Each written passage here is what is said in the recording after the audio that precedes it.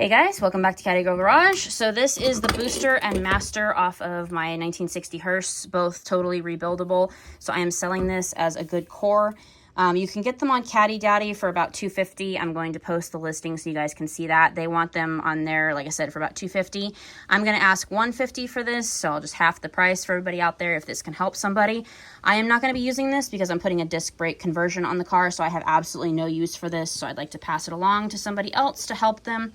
So like I said, the price will be $150 for this. If anybody's interested, my email will be in the video.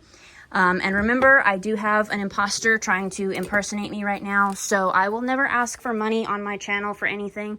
And make sure that you don't accidentally email him because he has an email that's caddygirlg@gmail.com. My email will be in the end of this video, and that is the only email that I have for my channel.